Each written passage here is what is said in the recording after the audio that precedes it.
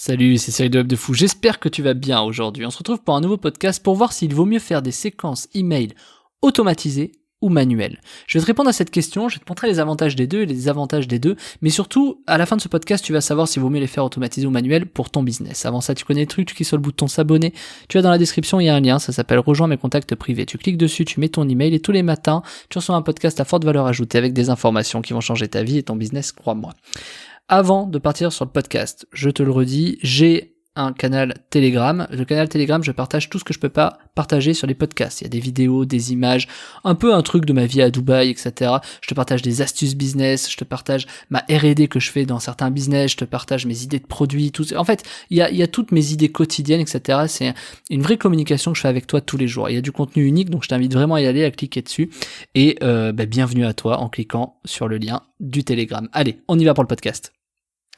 Alors, je vais essayer de faire ce podcast assez court en fait, puisque c'est dimanche, et en tant que jour du dimanche, on n'a pas trop de temps à perdre, hein, donc faut vite aller faire autre chose après. Donc je vais te répondre le plus rapidement possible. Du coup, ça commence mal, ça fait 20 secondes que je parle et j'ai toujours rien dit. Alors, qu'est-ce que c'est la différence entre l'automatique et du manuel? Alors, le manuel, parce que écoute bien, je rédige un email, je l'envoie, on va dire c'est manuel. Mais imagine, je rédige cet email, je l'envoie, mais je l'envoie à chaque fois que quelqu'un arrive, automatiquement.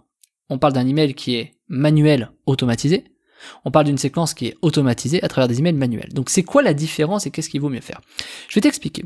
Si tu fais des trucs un peu automatiques, tu vois, moi je vais prendre l'exemple de Web de Fou. T'as vu, tu reçois des mails des fois, enfin très souvent, avec, tu sais, mes petits cases vertes, là il y en a 3, etc. C'est des emails automatisés. Bon, c'est quand même moi qui les rédige, hein, mais c'est des emails automatisés. C'est-à-dire que du coup, on prend, c'est normé, t'as vu, c'est des trucs qui sont très normés, etc. Et puis il y a une semaine, qui était il y a pas si longtemps que ça, où j'ai envoyé des emails plutôt à la main, tu vois. Ce que je veux te montrer là-dessus, c'est que je sais que, c'est-à-dire à la main, c'est que c'est des emails qui sont propres au podcast, qui ont été rédigés pour le podcast et qui sont pas tous normés de la même façon.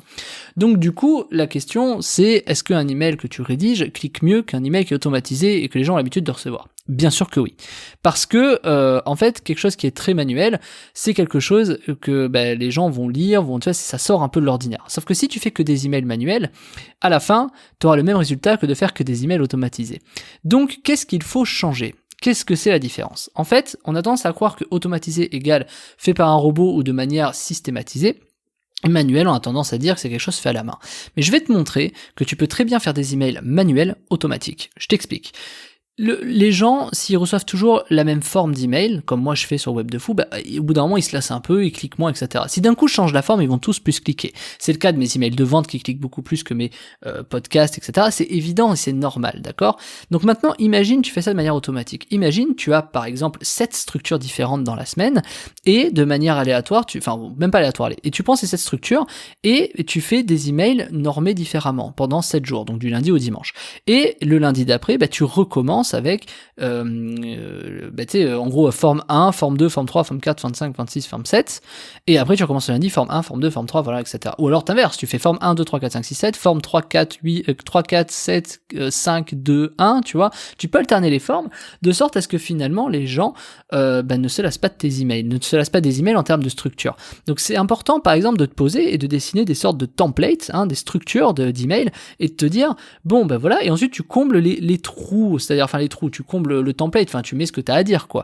Mais il y aura toujours 7 formats d'emails différents. Et ces formats, tu les alternes au fur et à mesure. Ce qui fait que sur 30 jours, donc 4 semaines par mois, finalement, tu as 7 formats par semaine, et ces 7 formats, tu peux, semaine 1, faire 1, 2, 3, 4, 5, 6, 7, comme je t'ai dit, ensuite, la semaine d'après, tu peux faire 7, 4, 1, 6, 4, 2, tu vois l'idée, et la semaine d'après, tu commences à 4, 6, 1, 5, tu vois l'idée, quoi. Et le fait de faire ça, l'avantage indéniable, c'est que les gens ne se lassent pas de ta forme d'email parce qu'ils savent jamais ce que tu vas recevoir. Alors que quand c'est quelque chose qu'ils ont l'habitude de recevoir, comme moi mes emails avec les 3 bénéfices, tu sais, que je mets dans mes emails tous les jours, les gens presque ne le lisent plus, ils lisent juste le titre, ils disent ça m'intéresse ou pas. Ou alors ils survolent, des fois ils peuvent mal lire, etc. Donc c'est l'avantage d'impliquer l'utilisateur. Elle est où la différence? Pourquoi les gens cliquent plus? C'est parce que c'est l'avantage d'impliquer l'utilisateur à lire pour ensuite cliquer. Quand les gens sont impliqués à lire, en général, s'ils lisent et que ça intéresse, ils vont cliquer forcément. Donc t'as forcément de meilleurs résultats. Mais, est-ce que c'est pertinent de se faire autant chier? Est-ce que c'est pertinent de vraiment aller vers là?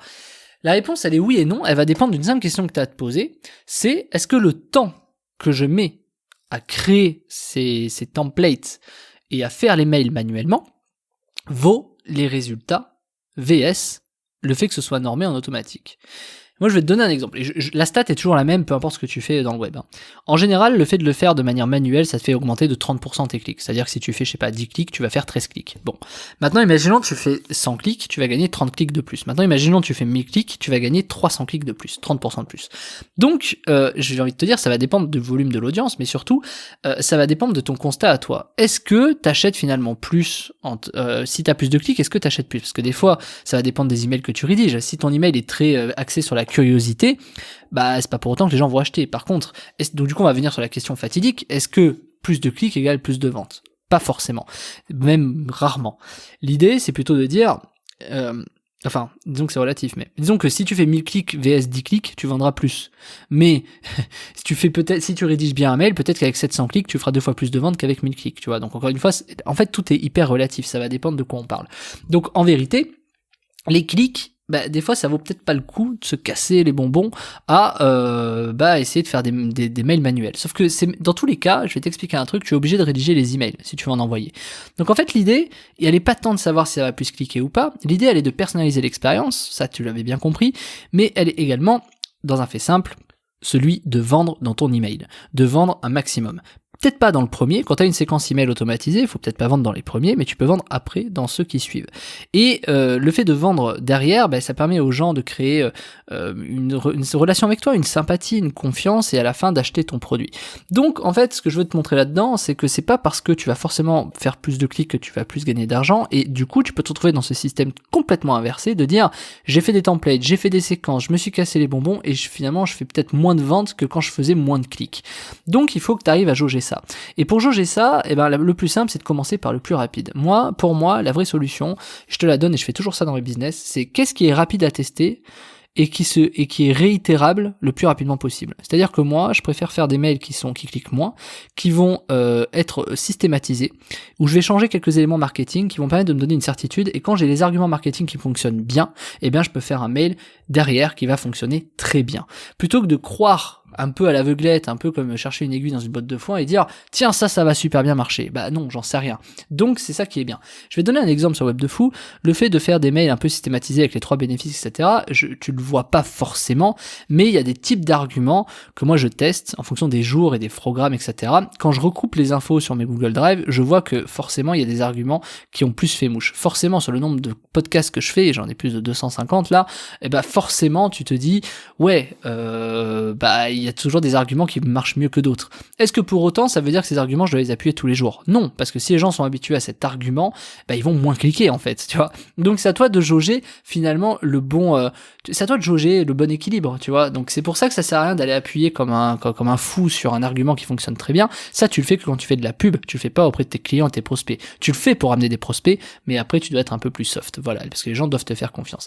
Donc ce que je voulais te dire aujourd'hui, de toute façon, les séquences automatisées doivent avoir une part de manuel au départ, c'est-à-dire un fonctionnement, tu es obligé de rédiger cet email manuellement et de créer plutôt un marketing, une relation de confiance que tu dois faire avec ton client. Et si tu veux savoir comment créer une relation de confiance avec ton client pour qu'il achète et être certain que quand tu achètes un lead à 5 ou 10 euros sur Facebook, que tu sois forcément rentable derrière, je t'ai créé une formation qui s'appelle Comment faire une séquence email automatisée 100% rentable. C'est dans la description, c'est là, tu cliques dans la description je sais pas où tu m'écoutes, sur Apple machin ou sur YouTube, t'as un lien, ça s'appelle la formation, c'est comment faire une séquence email automatisée 100% rentable, et dedans, je te donne justement ces templates qui fonctionnent, je te donne les axes marketing qui fonctionnent, je te montre pourquoi ça fonctionne, je te montre même les stats, je te montre un exemple que moi j'ai fait, et j'ai même fait exprès de faire un exemple vraiment à l'arrache pour te montrer que ça a quand même hyper bien marché et que ça a fonctionné. Je te montre tout dedans, t'as les templates, tu peux les recopier-coller, même si ce serait plus préférable que tu crées un peu ton système à toi, mais en tout cas j'espère que ça va t'inspirer, mais tu peux le copier-coller, c'est pas gênant, mais forcément il faudrait que toi t'ailles un peu plus loin. Mais en tout cas, t'as tout, tu vas pouvoir le plugger et tu vas voir à quel point c'est presque magique en fait.